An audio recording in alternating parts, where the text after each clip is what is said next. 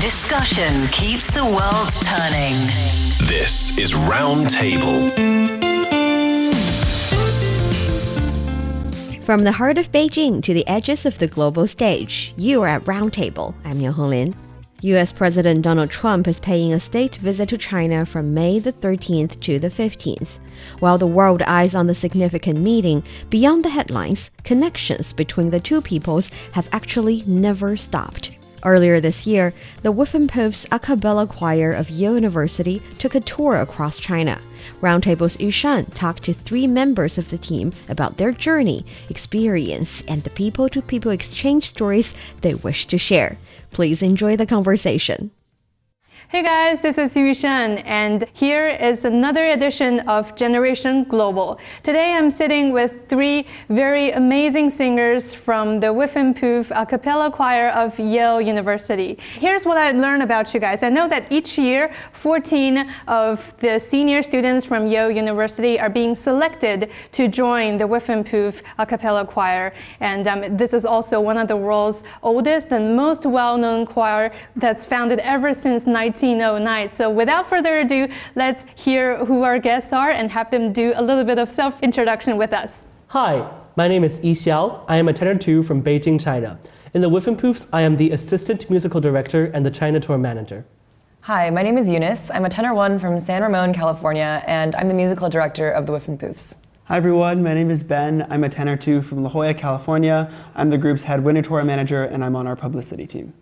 Yeah, and I've read about all the news report about the fantastic tour you guys have had in the past 2 weeks. That's like suffering from jet lag of 12 hours amid everything else, visiting Chongqing and Chengdu and Dongzhai, as in the Dong village in southwest China's Guizhou, and then you got to the eastern side to Shanghai, and then get up north here to Tianjin, Zhangjiajie, and Beijing. I heard you're also going to Xi'an. So among all of these stops you've had, does any one particular experience or one particular city you've been to that strikes you the most or impressed you the most? Well, I think definitely the Dong village is my favorite memory. I think that is the moment where I really felt how music can transcend language and transcend a lot of boundaries and bring everybody together. The Dong village is located in the Tiandongnan area of Guizhou province. Yeah. It's not a really easy place to go to, so to speak. Especially, we only have 15 days in China and 9 different cities to go to. But it is a place that has a huge cultural significance. We are the oldest collegiate a cappella group in the US, and we sing mostly pop songs, jazz songs. And the Grand Dong Choir is one of the world's oldest natural unaccompanied singing groups as well. So that really brought us together in the first place. But a story that I really want to tell is after the performance.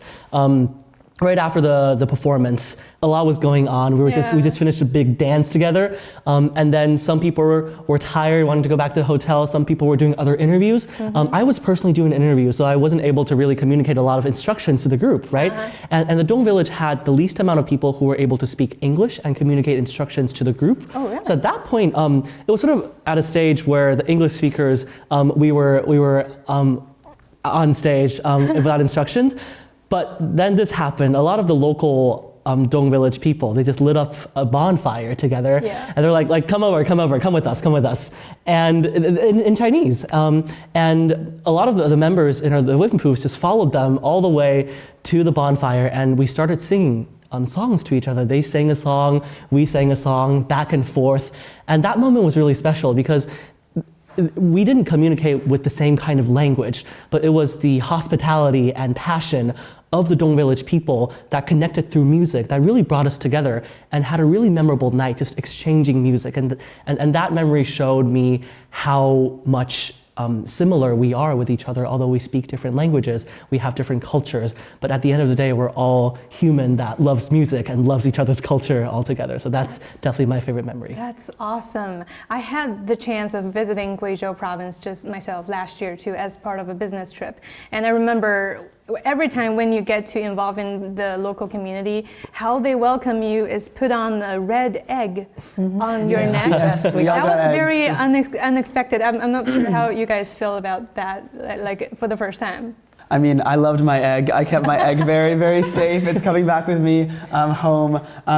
It was just so incredible. I think that night was just so surreal. I remember thinking to myself, I will never have an experience like this ever again. It was just so once in a lifetime, and I feel so grateful that I was able to share that moment. And we really felt so connected to each other, and we exchanged. We don't speak the same language at all, but we were still able to connect, and I will always consider them friends. Yeah, that's a feast of all different kinds of sound that I saw from the video. You guys were singing and while crescendoing into their singing, and then there's also the clipping of the silver decoration that they were wearing. Yes. So all together just brings you this feast of sound and singing and music all together. So will you say that this is what, like the Dong Village stop of your trip is what strikes you the most so far? I would say that definitely has to be up there. I also loved going to Zhangjiajie. I thought, also growing up in the US, we have the national park system, and I've always loved traveling to those with my family. We've always gone hiking and backpacking there, but I really loved kind of seeing a version of that here in China. Nice. I absolutely loved walking through the Avatar Mountains. It's been a huge bucket list item to visit the that. Avatar Mountains, but I right. think that it was extra special because we had just traveled to the Dong Village where we learned about how music and nature are really interconnected. Yeah. And then we were able to apply that in Zhangjiajie, and we were able to sing in the beautiful mountains, the beautiful landscape. We sang Mo Li Hua on the escalator down the mountain, and it was just so surreal and special.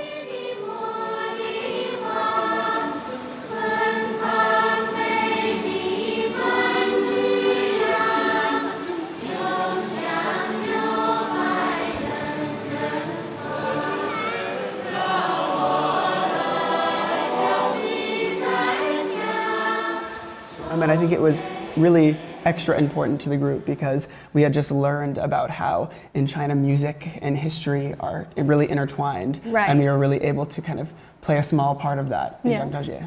Oh, nice. All right. What about you, Eunice? Yeah, so one of the most memorable parts of this tour for me has been singing with other university choruses. So we've had the chance to visit about 3 or 4 different universities at this point. And I think just the fact that, we're obviously college students in America, and so meeting other students our age, young people here in China, and not only sharing a stage with them, but also even sharing the same songs as them has been very special for me. Yeah, now I just want to zoom in a little bit to your Dong Village experience because that is one of a kind of performance you were giving and while also experiencing the local life. I did a little bit of research here. So the Dong Grand song, 侗族大歌, it's like very ethnic to the Dong ethnic group here in southwest China's Guizhou province, and it's got a history all the way from spring and autumn and the Warring States period from 2,500 years ago.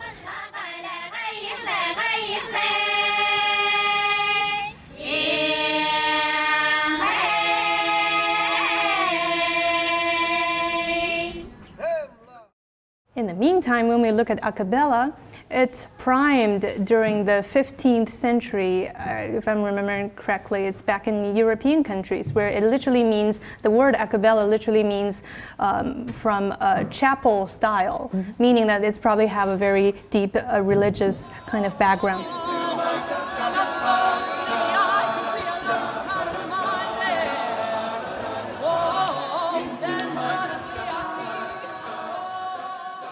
So it might seem like 2 very different styles of singing and music and genres in general, but somehow you guys managed to blend it so perfectly. And also, it was such an immersive experience to see both choirs, you guys and the local choirs, singing underneath that. I don't even know how to describe it. It's an archy kind of stone bridge with the echoes and with the beats and rhythm blending into each other. What was it like to sing together? Absolutely. So I think, like you said, we originate from 2 very different styles of music.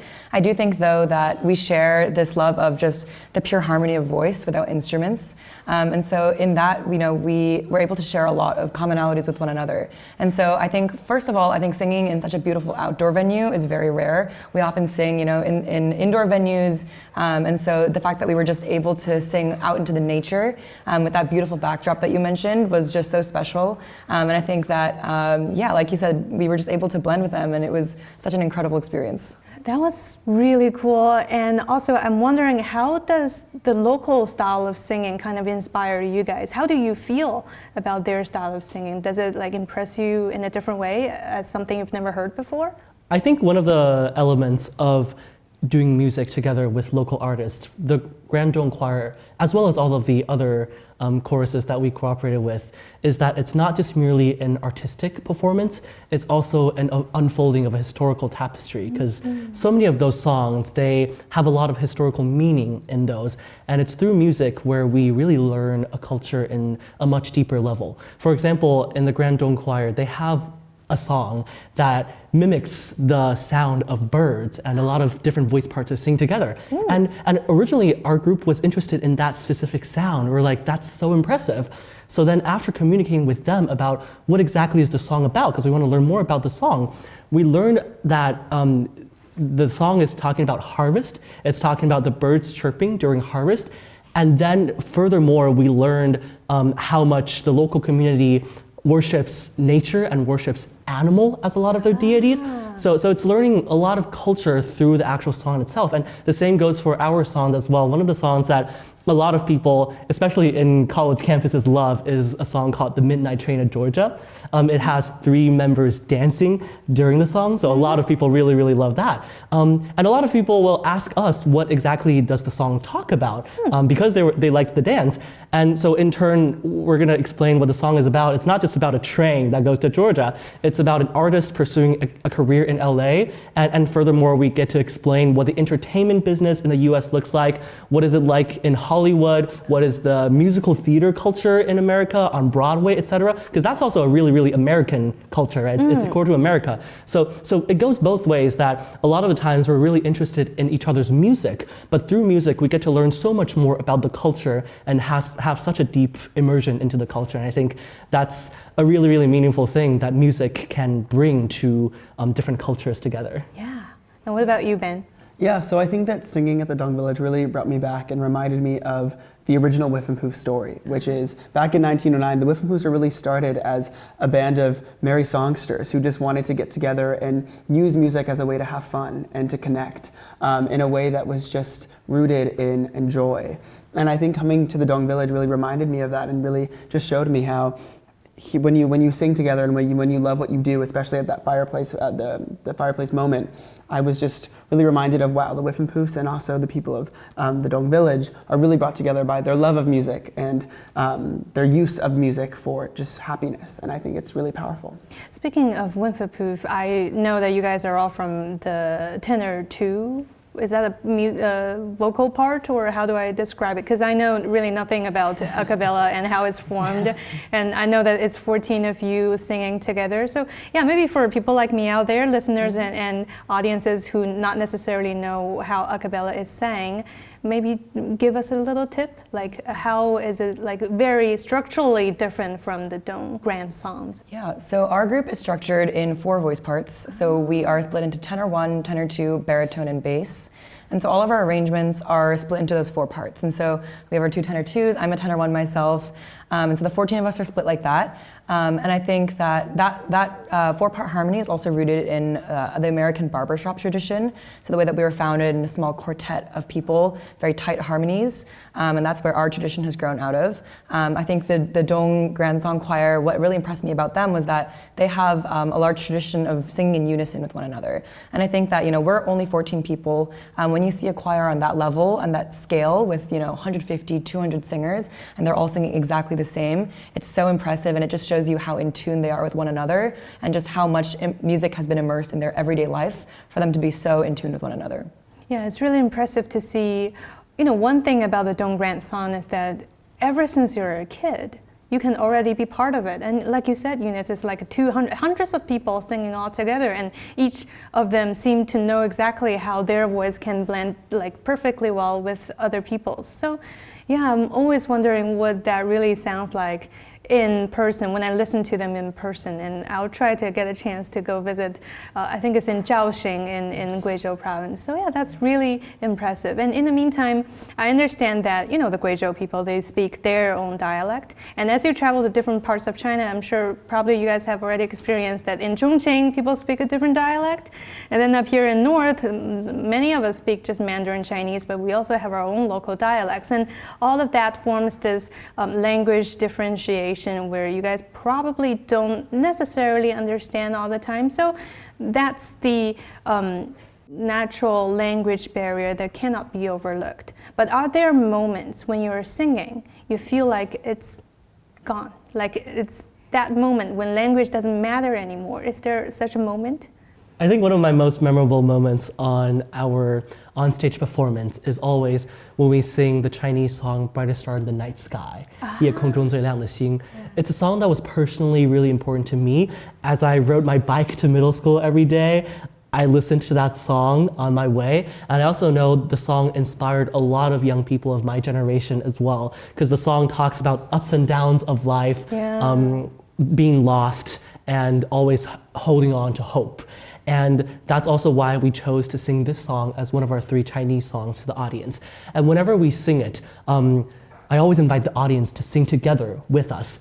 And I think every single time, so many people join in. At first, audiences might be a little bit timid. They're like, we're watching performance. Should I sing or should I not? The first 2 sentences are like 3 or 4 people. But once other people see that there's somebody else singing, usually it's the whole room that eventually joins in. And at that moment, it really just feels like we come from a school in the United States. We're singing in a school in China. We have the whole ocean in between us and so many miles in between. But we're all connected by, we're all young people. We all experience the same things. We have a lot of common interests. We have a lot of common experiences, and we're all connected through a common experience as human beings. And this kind of song can transcend language and really bring all of us together by our shared experiences. That's so nice. I've had the chance, a short period of experience where I sang with a choir, and we used to perform in, what's the name? St. Paul's Cathedral in London for once, and that was quite an experience.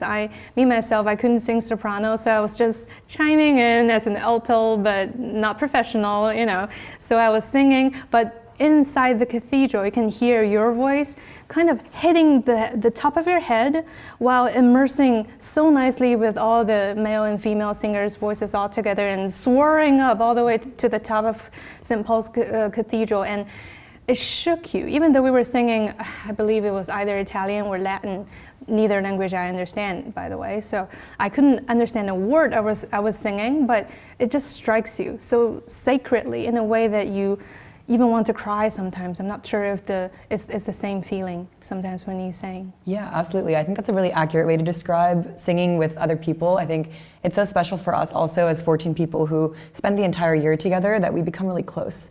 And so I think also singing with people that you're really close friends with adds to that level of, just bringing people together. And in China, we've had the opportunity to sing in such beautiful acoustic spaces and beautiful venues. And so you really get that experience of just hearing your voice travel to all these people in the audience and then with one another as well. Yeah, and I'll say on the song that Yushan was just talking about, oftentimes we're joined by university choir students as they sing that with us. So while it is already super special to be singing that song as a group, we're often joined by, 30 to 60 additional voices, which just makes it even more special. It just connects us from, as Yushan said, from across the sea, but also just to each other as we hear our voices just ringing out throughout the halls, I guess in the Dong village, in the caves. Yeah. It really is very powerful to experience, and it's sometimes emotional experiences just to be able to sing those songs. That's so nice. And I think you mentioned that when you were performing in the universities, I know you've been to quite a few universities so far, the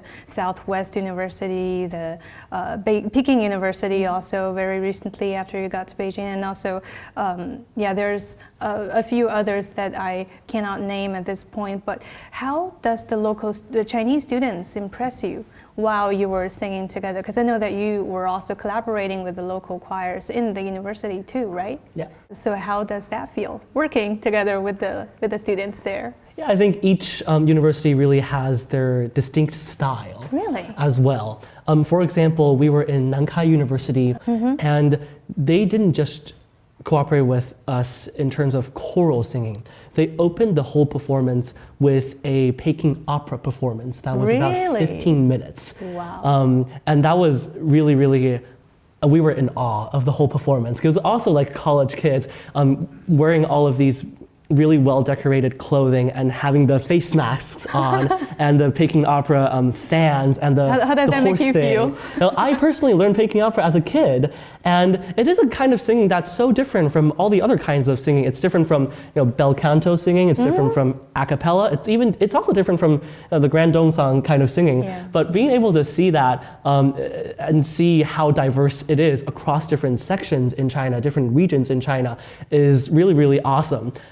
We were able to see Peking opera in the Beijing area, in Tianjin, and Nankai University. In other schools, we also saw local dances as well. When we were at Southwest University, there were local art groups as well in the university representing the specific region's dance. So I think that really goes to show that China as a huge country is not just merely represented by one kind of culture or one kind of art. We got to go to these different universities in different regions, Southwest, Central South University, Nankai, and Peking University, and we're going to go to Xi'an to cooperate with Xi'an Jiaotong University. So all across the country, we were able to see a diverse range of what Chinese culture has to offer, and how in college so many young people are embodying that culture as well and preserving that diverse culture. I think that's definitely super impressive to see that diversity come alive in front of our eyes. That's lovely. Is the performance and also watching others' performance the main part of your exchanges with the university students, or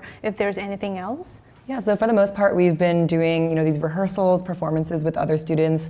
We also have the chance to eat meals with them, and so eating dinner with students and just talking about their experience in college, and what their experience singing in college has been really interesting.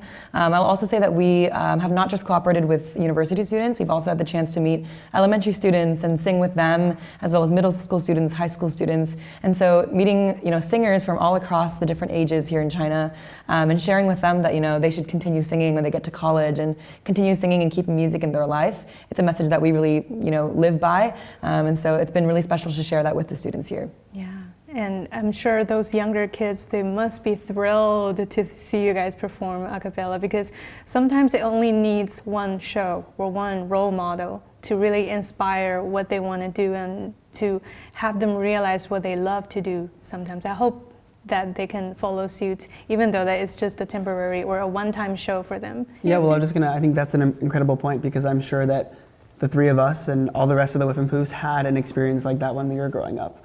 My parents loved the music, and they raised me to love music, but I think what really got me into singing was watching older students and adults singing to inspire me. I think that musical inspiration is so important, and I think I wouldn't be here without role models in music who really kind of guided my path to the Whiffenpoofs ultimately. And I just feel so grateful that we as Whiffenpoofs are able to provide that for students, not just across the US, but across the world. Yeah, it's really important, because this year also marks this tour that you guys are making also marks the 40th anniversary of the Whiffenpoofs' first visit to China. I know that there's been one too in 2024. The Whiffenpoofs are a Yale senior-only group, so each year, every year elects a new iteration of Whiffenpoofs. So the Whiffenpoofs that you see in 2024 are entirely different from the Whiffs of 2025 and entirely different from the class of us. So at each year it's a new group of 14 members. Yes. So what does it mean to you personally to be part of this milestone, to be here after 40 years that this a cappella choir is founded? Yeah, I think people-to-people exchange has always been a core mission of the Whiffenpoofs, and people-to-people exchange has always brought so much deep cultural connections with one another. I think 40 years ago, in 1985, the Whiffenpoofs were one of the first American college art groups to ever visit China. True. And 40 years have passed, so much has changed throughout the years. Technology has developed, new friendships have been formed, etc. But one thing remains forever true, which is the cultural connection from people to people exchange has always been so important. Because a lot of the times we can learn about a culture by reading books or looking at online information or taking a class in college, right? And a lot of times that gives you a really deep understanding of the culture, but that's learning the culture. Whereas people to people exchange really lets you live the culture. Yeah. I think before talking about Whiffenpoofs coming to China, I want to share a little story of myself in America. Oh, please. Doing my tour with the Whiffenpoofs. Something that I really enjoy is doing hometown tours. So throughout our 6 months of touring throughout the year, we try to go to everybody's hometown. So we meet their parents, their teachers, their friends. We might even live in their houses and stuff. And one of my core memories of tour is not like seeing the Chicago Bean or seeing the Hollywood sign, like the big tourist attractions in the US, but one of my favorite memories was eating like a backyard taco dinner made by Ben's parents in San Diego. And why is that memorable? Because I've seen so much of that on television, that a backyard American grill kind of dinner is so important to American culture, right? Like you have a hot dog grill or a barbecue grill, and almost every family has one of those and has that experience, right? But I'm not really able to experience that in college as a student, right? Because I belong to an institution. I go to foods at my school's dining hall and all of that, right? But it's through really going on tour, I get to live the American cultural experience, and that has been really, really inspiring for me. So how I planned this tour as well is really just to not only just let us learn Chinese culture and interact with the Chinese students, but also live the Chinese experience. For example, I think some of the things that maybe stood out to the group was not just really seeing the high rises that comes to life at night with all the neon lights, or actually see the Avatar Mountains in real sight, but also seeing portable chargers everywhere that you can rent with ease and when your phone is dying, or see the uncles and aunties just dance at night on the public squares. It's a kind of life. It's not just learning the culture, but it's living the culture. And I think 40 years ago, the Whiffs were one of the first ever US University art groups to come here and embark on that cultural exchange. I think 40 years later, that mission has remained unchanged, but to a deeper level. Not just to open the doors to let two cultures understand each other, but to be able to let two cultures immerse with each other and really get to experience the lived experience. I think you just took all the possible words I can ever recite to conclude this part of the speech. So yeah, really well said. Because like you mentioned earlier, China is such a vast land that each part, when people outside of our country think about us, it's like, oh, China. But it's many different versions and facets of China that make us together, that come to this land that we're sitting on right now that calls China. So as you walk around and experience more, the deeper you get to know that, oh, it's really about the local culture, it's really about the local people, it's really about how things are made different and also made more convenient for people who live here. So that's one big thing. And I think for Eunice and Ben, I'm not sure if it's the same impression. First of all, allow me to ask, is this your first time coming to China? This is my first time in China. And 2 years ago, I took a trip to China with Yushan. So how do you guys feel the difference from previous trip and also the first impression that you've got so far? Yeah, so I mean, my first time coming here to China, I was really excited to experience it. I had heard a lot from Yishao, from other members of our group who have been to China before. And I think one thing that really strikes me is just the incredible opportunity we've had to experience so many different parts of China, not just one city or, like you say, we often think about China as just, one country. But just being able to experience all the incredible culture, trying to see how the different, regions have different food styles, and interacting with university students in different areas. It's just been an incredible experience with such a vastly, diverse range of experiences. I just feel lucky that this is my first time here, and I've just been able to do so much. Yeah, I feel so grateful to be back in China. This trip, we've traveled to many more cities than the last time I was here. Nice. So I've really been able to see the diversity of this country, and how China has so many different cultures, each so beautiful and so interesting, and each rooted in incredible musical history. And I think that I've absolutely felt so grateful to be able to experience a little bit more than last time as well. But that being said, I've loved returning to the cities that I went to 2 years ago because... For example? Well, I think Beijing, I was here 2 years ago, and I feel so grateful, but also I've had such a great time coming back and seeing the city again. I think, well, I was telling Yushan this earlier, but I'm here a little bit later in the springtime, so there are so many flowers blooming that weren't there last time, and the sky's a little bluer, and it's just so gorgeous. But going back to similar sites and the same sites that I was at before is also a lot of fun, just because I remember them and I can kind of navigate them. So I feel grateful that I don't have to rely as much on Yushan to walk around all these places because I kind of remember them as well. But I think that what Yushan was saying is you're not just learning about the culture and the experiences of these countries, but you're actually getting to live in it.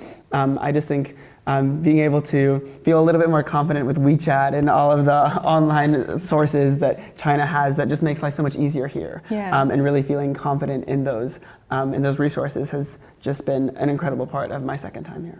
Yeah, and I learned from our chat earlier that you constantly have new blood coming in, meaning that senior members may just quit or no longer serve as part of the member. Is that how it's arranged for you guys? So actually our whole group is everyone in the current year only is in the group for 1 year.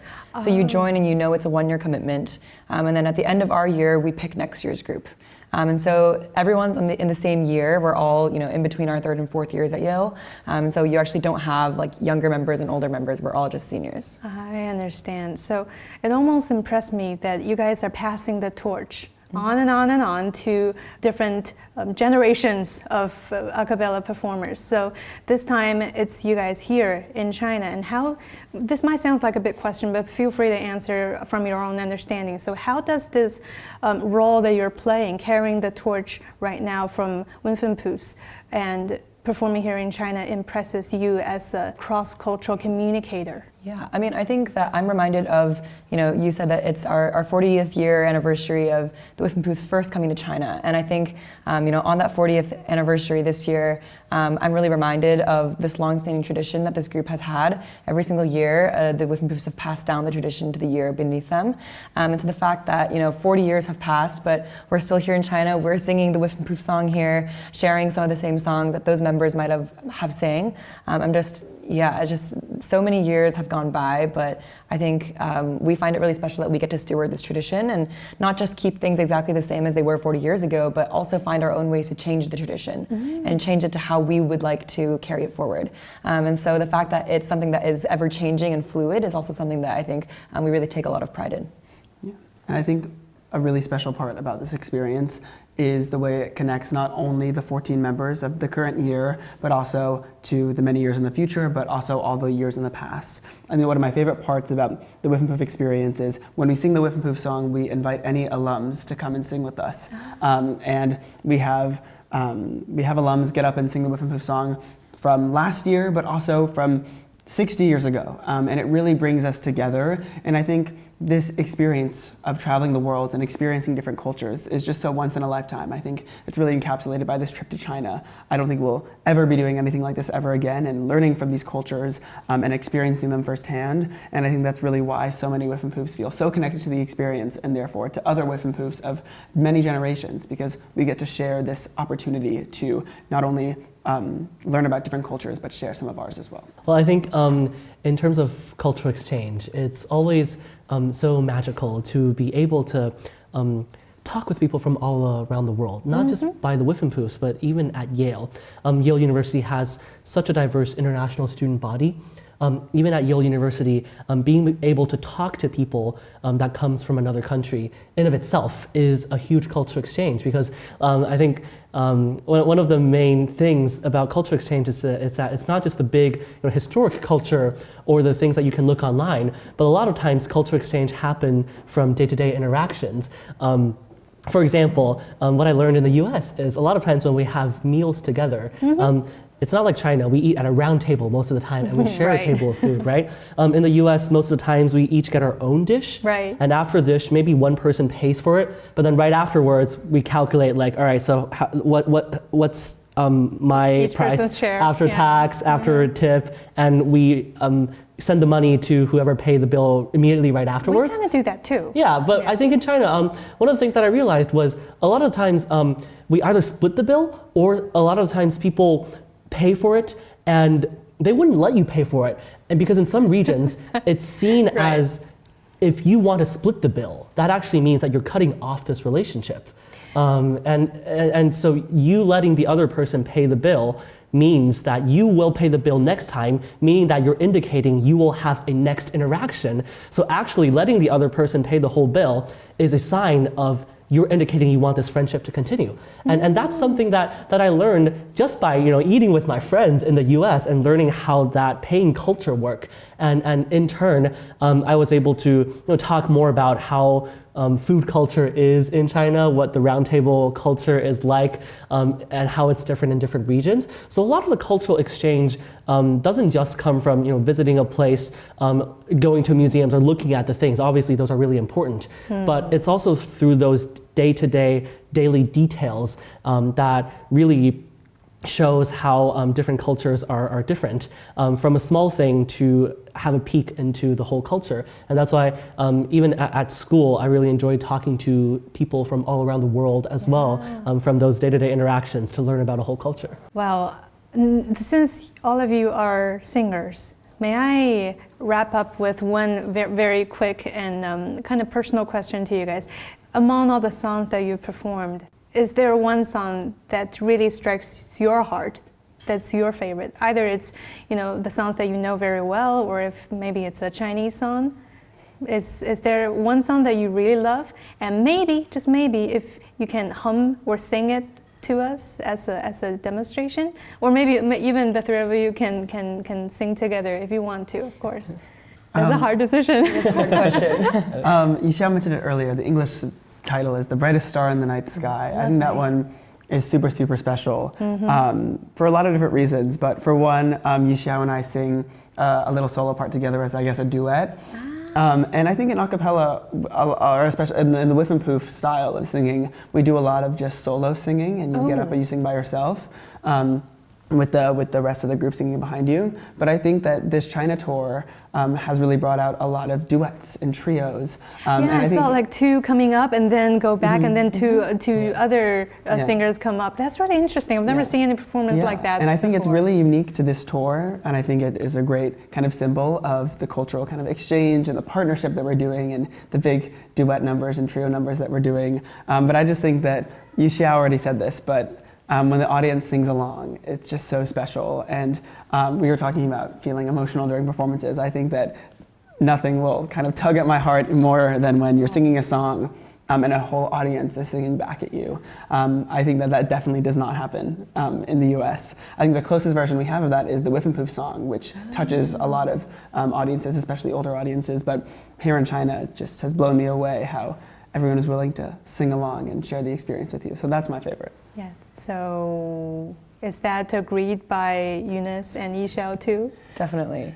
I think one of my most memorable songs, in addition to that, because I think it's just nothing, like Ben said, nothing beats an audience that sings together with you. That's a wonderful experience. So it's true.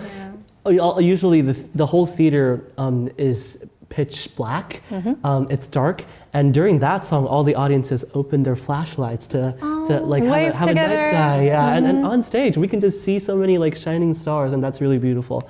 But also I think a song that also is really, really meaningful for me is usually what we sing for Encore, and usually what we cooperate with other choirs as well, which is Fill the World with Love, 让世界充满爱, because I think that really captures the mission of the Whiffenpoof tour, and as you said, the importance of cultural exchange. In the song, there's a sentence that is 我们珍存同一样的爱. We have and we cherish the same kind of love, and that is literally the definition of our tour and our cultural exchanges that has been happening through our connection with all of the college students, the middle school, primary school students, the local artists that we've been doing. We've been realizing that all of us have the same kind of love. Love for good food, love for good one people, another's good people, company, good company, sights. good music, and the love and curiosity for one another's culture, and the love for each other as mankind, as just everybody living on planet Earth. And that kind of feeling is universal. And that kind of feeling is also encaptured in that song that we sing. So I think every time when we sing the lyric, we all cherish the same kind of love. It's really, really meaningful to me as well to be able to sing that. Shall we have a quick vote then? Fill the world with love or the brightest star in the sky? I vote for both. That's difficult. I'm going to vote for Brightest Star. Yeah, I think sure. it's All right. So behold everybody, the brightest star in the sky, performed by Ben and Yushan. Should I just do the duet? Let's do the duet. Please, okay. Yeah. 我祈祷拥有一颗透明的心灵和会流泪的眼睛，给我再去相信的勇气，和越过红颜去拥抱你。每当我找不到存在的意义，每当我迷失在黑夜里，夜空中最亮的星，请指引我靠近你。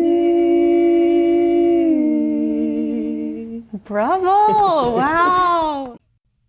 You've been listening to Roundtable's special series Generation Global Navigating a Changing World.